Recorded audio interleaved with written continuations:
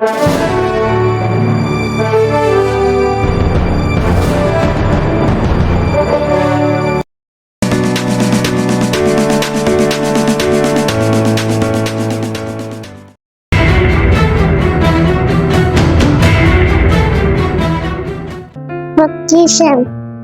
இன்றைய பொக்கிஷம். பரிசுத்த ஆவியின் மேல் நம்பிக்கை வைத்து நடந்தால் நாம் சந்திக்கும் ஒவ்வொருவரின் வாழ்க்கையிலும் நல்ல தாக்கத்தை ஏற்படுத்த முடியும்.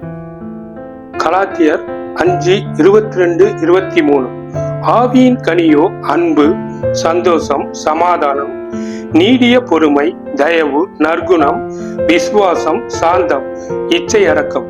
இப்படிப்பட்டவைகளுக்கு விரோதமான பிரமாணம் ஒன்றும் இல்லை.